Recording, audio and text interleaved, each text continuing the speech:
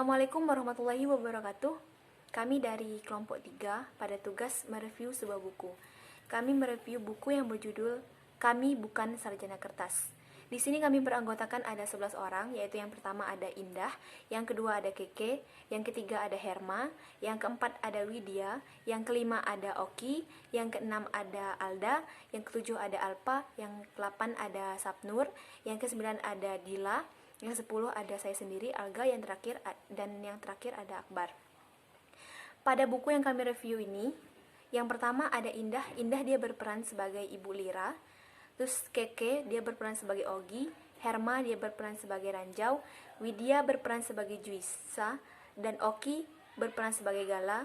Alda berperan sebagai Sania. Alpa berperan sebagai Arko. Dan untuk perkenalan pemerannya itu akan disampaikan oleh Alga, saya sendiri, dan juga Akbar. Dan yang terakhir, Sapnur dan Dila akan menyampaikan ending dan pesan moral yang terdapat dalam buku yang kami review hari ini. Assalamualaikum warahmatullahi wabarakatuh. Perkenalkan, sebelumnya nama saya Alga Silvia Wulandari. Nah, di sini saya akan mereview sebuah buku yang bergenre fiksi. Dan buku ini menurut saya sangat-sangat inspiratif buat kita semua, yang berjudul Kami Bukan Sarjana Kertas. Ini adalah karya dari J.S. Hairin. Pada buku ini bercerita tentang sekelompok mahasiswa. Buku ini bukan bercerita tentang kehidupan kampus yang bergengsi, tetapi ini malah sebaliknya. Ini menceritakan tentang kehidupan kampus yang istilahnya menurut kita nerima mahasiswa sisaan dari kampus lain. Di dalam buku ini banyak cerita menarik, inspiratif, dan juga realistis, dekat dengan kehidupan kita, tentang gimana kisah mereka. Jadi untuk teman-teman yang udah pernah ngalamin kuliah karena tidak ada pilihan lain, atau yang ngerasa salah masuk jurusan, atau mungkin dipaksa oleh orang tua untuk memilih dan masuk jurusan tertentu, kalian akan ngerasa rileks dan nyaman banget dengan isi buku ini. Buku Kami Bukan Sarjana Kertas, karya J.S. Hairin, sang jenderal kata-kata yang dikagumi banyak anak-anak muda karena kemampuannya dalam membahasakan ungkapan-ungkapan membangun kisah dari realita. Dalam karyanya ini berkisah sekelompok mahasiswa yang saling mengenal, sama-sama berjuang di kampus UDEL atau Universitas Daulat Elang Laksana, yang jauh dari kata bergengsi, malah yang terkenal dipenuhi mahasiswa-mahasiswa yang hampir putus harapan karena hidup segan kuliah tak mampu. Mereka berasal dari latar belakang yang berbeda, yang berjuang mengalahkan musuh-musuh yang berbeda juga. Pada buku ini, saya akan memperkenalkan pemain atau pemeran-pemeran dalam buku tersebut, yaitu yang pertama adalah Ibu Lira. Ibu Lira ini adalah dosen muda dan juga jenius yang ada di Universitas Daulat Elang Laksana. Dia ini adalah anak dari pemilik yayasan yang membiayai kampus UDEL dan yang selalu memberikan kata-kata inspiratif untuk mahasiswanya. Yang kedua ada Ogi. Ogi ini adalah mahasiswa yang ogah-ogahan sejak awal masuk kuliah, karena memang dorongan dari orang tuanya untuk kuliah. Dia menerima kenyataan pahit bahwa biaya kuliah yang dipinjam dengan jaminan bengkel ayahnya hanya dibayar IP di bawah standar. Ogi ini sering absen saat kuliahnya. Ogi juga DDO dari kampusnya karena IPK yang tidak sampai rata-rata dan sikapnya yang pemalas. Dan selanjutnya ada Ranjau. Ranjau ini adalah mahasiswa yang ambisius sekali. Dia mempunyai tekad besar untuk berprestasi di kampus. Tetapi dia dihadapkan dengan tantangan untuk bisa bekerja di dunia kerja dan bertahan di dunia kerja. Ijazah saja menurutnya tidak cukup. Assalamualaikum warahmatullahi wabarakatuh. Perkenalkan, saya Marsalina Rekiremerita dari kelompok 3 membaca. Di sini saya akan memaparkan karakter dari pemeran Ogi dari sebuah buku yang berjudul Kami Bukan Sarjana Kertas. Di sini Ogi adalah seorang mahasiswa jurusan komunikasi, tetapi passionnya adalah IT, yang merupakan anak dari seorang tambal ban dan penjual bensin eceran. Ayah dan ibunya berjuang dengan semaksimal mungkin untuk menguliahkan Ogi sampai-sampai berhutang dengan orang banyak. Namun sayang, Ogi tidak memanfaatkan dengan baik. Ogi sering absen kuliah, pesta narkoba bertepatan di malam ayahnya meninggal dunia, bahkan drop out dari kampus karena sikapnya dan IPK yang tidak mencapai rata-rata. Semua cobaan yang dihadapinya sampai membuat Ogi melakukan percobaan bunuh diri. Ogi pun pernah berkata, "Saya kira awalnya kuliah bakalan santai aja. Saya kira jurusan komunikasi itu ngomong-ngomong doang. Saya kira temannya enak-enak." Namun, apa yang dialaminya justru membuat bangkit dari keterpurukan. Bermula setelah Ogi bertemu dengan Miral dan mengikuti salah satu seleksi magang di sebuah program internasional untuk pencinta IT di Ubud. Penyelenggaranya adalah orang-orang dari Silicon Valley di Amerika, sehingga berhasil membawa Ogi bekerja di perusahaan Alphabet Inc. bentukan Google. Ajaib, anak tukang tambal ban dan mahasiswa hasil DO malah bisa kerja di perusahaan seperti itu. Ranjau merupakan salah satu mahasiswa di kampus UDEL. Ia sangat ambisius dan bertekad besar dalam mencapai prestasi-prestasi dan IPK yang tinggi, serta ia ingin lulus dalam waktu 3,5 tahun saja, demi bisa bekerja di tempat perusahaan-perusahaan yang bergengsi.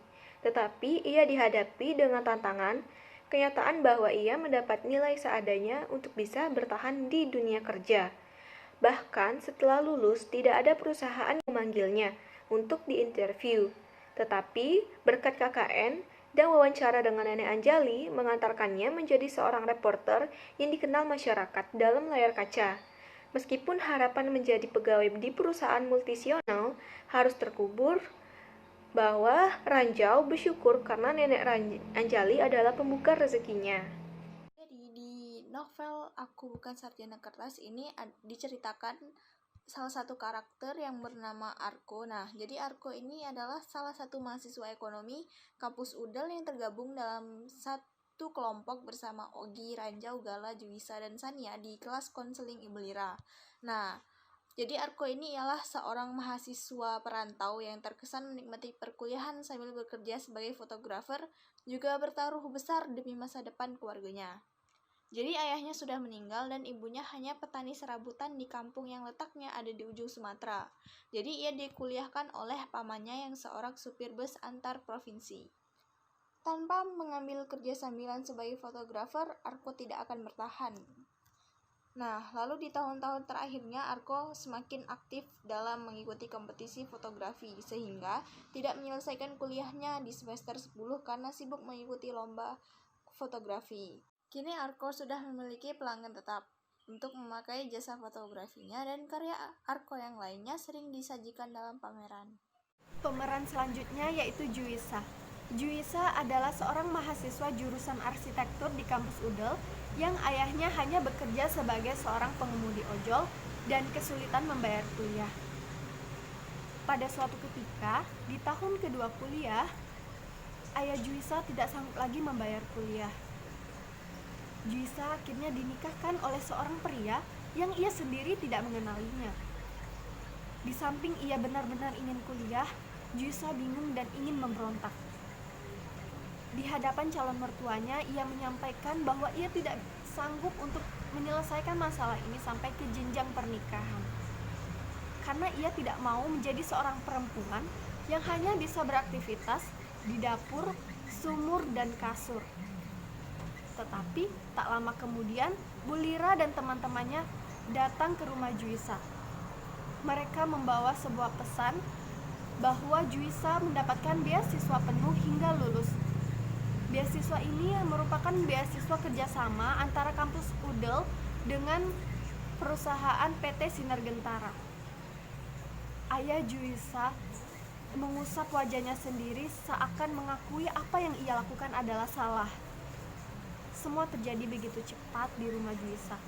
Tidak ada kisah drama ataupun sinetron, bahkan kisah film box office sekalipun yang menggambarkan situasi aneh di rumah Juwisa. Juwisa ingin sekolah tinggi, Juisa ingin pintar, Juisa ingin mengubah nasibnya, dan Juisa ingin menentukan kehidupannya sendiri. Dari kisah selanjutnya, dari Kami Bukan Sarjana Kertas, ada kisah Sania. Sania sendiri merupakan anak dari tukang sayur dan memiliki cita-cita ingin menjadi seorang diva. Pada saat kuliah, Sania pun hidup dengan mandiri, dengan mencari uang tambahan melalui menyanyi di kafe. Namun sayangnya Sania jika mengalami kesulitan dalam hidupnya, Sania melampiaskannya dengan hal-hal negatif dengan menggunakan narkoba serta mabuk-mabukan. Hingga pada suatu saat ketika Sania sedang menggunakan narkoba, Sania diciduk oleh kepolisian dan ditangkap oleh kepolisian. Sania sendiri akhirnya melakukan rehabilitasi di Hotel Prodeo. Ketika melakukan rehabilitasi, Sania pun tidak patah semangat, dan ketika Sania sudah dibebaskan, Sania pun tetap melanjutkan kuliahnya. Walaupun lulus dengan telat, Sania tetap menyelesaikan kuliahnya. Hingga pada suatu hari ketika Sania sudah lulus, Sania dapat bekerja di perusahaan perbankan. Permasalahan pun kian berganti hingga pada saatnya pun tiba ketika dosen-dosen senior berkomplot untuk menjatuhkan ataupun menghancurkan reputasi dari kampus UDEL yang baru saja berganti sistem kepemimpinannya serta sistem pembelajarannya. Kampus UDEL dipaksa untuk berhenti beroperasi dikarenakan tidak bisa membuktikan persyaratan-persyaratan yang telah ditentukan oleh kementerian. Namun masih banyak dosen-dosen serta mahasiswa yang ingin berjuang untuk memperjuangkan kampus UDEL agar tetap beroperasi. Banyak mahasiswa yang melakukan demonstrasi hingga keputusan pun tiba ketika kampus UDEL boleh beroperasi, hingga mahasiswa-mahasiswa tersebut pun lulus dari kampus tersebut. Baiklah, untuk ending dari buku Kami Bukan Sarjana Kertas ini adalah yang pertama Ogi. Ogi ini adalah mahasiswa jurusan komunikasi yang merupakan seorang anak dari keluarga tambal ban dan penjual bensin eceran, yang mana Ogi ini tuh banyak mengalami masa kesulitan, mulai dari keluarganya, terus perjalanan hidupnya, dan masih banyak proses lagi. Nah, akhirnya Ogi ini bertemu dengan Miral dan mengikuti salah satu seleksi magang di sebuah program internasional untuk pencinta IT di Ubud. Nah, penyelenggaranya ini adalah orang-orang dari Silicon Valley di Amerika. Akhirnya dia berhasil dan diterima di perusahaan Alphabet Inc. yang didirikan oleh Google. Nah, yang kedua adalah Randi. Randi ini adalah seorang mahasiswa yang teladan dan selalu mendapatkan nilai bagus dalam mata kuliahnya. Cita-citanya dia tuh pengen menjadi pegawai di perusahaan multinasional, tetapi impian tersebut harus kandas karena banyak masalahnya juga. Dan akhirnya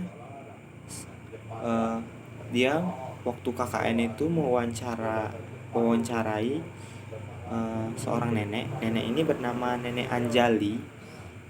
Nah, setelah dia mewawancarai ini, dia akhirnya bisa mendapatkan pekerjaan menjadi reporter yang terkenal di dalam masyarakat. Nah, yang ketiga Juisa ini adalah seorang mahasiswa ekonomi yang sangat pintar. Bahkan dia juga pernah memenangkan lomba dari konsep bisnis bersama rekannya, yaitu Gala dan Arko. Akhirnya setelah melewati masa sulit juga, Juisa ini mendapatkan beasiswa hingga dia lulus. Yang keempat Sania ini adalah mahasiswa juga yang ingin bercita-cita menjadi seorang diva atau seorang penyanyi. Nah, Eh, sayangnya si Sania ini sering melakukan eh, hal-hal negatif seperti narkoba, karena dia itu sering di orang tuanya itu tidak setuju kalau dia menjadi seorang diva gitu. Nah, akhirnya setelah dia lulus, dia bekerja di sebuah perusahaan di perbankan. Nah, kemudian lagi Gala.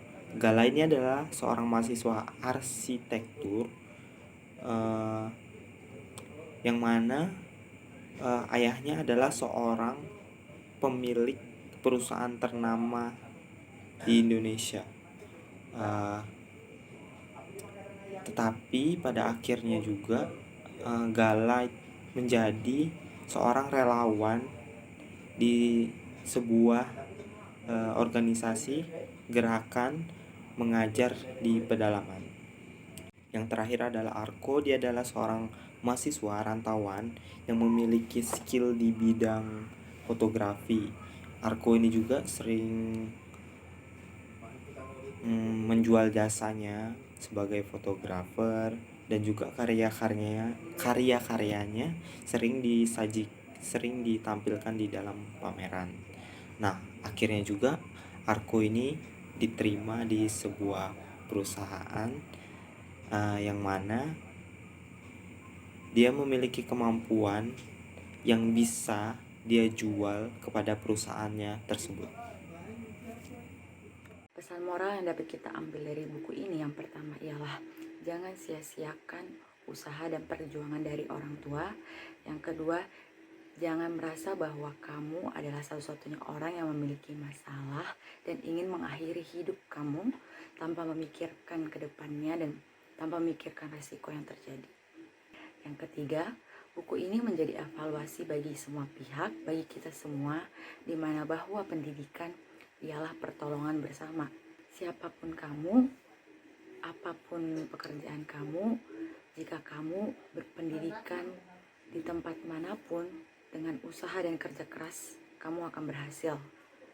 Karena mutiara ditempatkan dimanapun, dia akan tetap bersinar. Sekian, wassalamualaikum warahmatullahi wabarakatuh.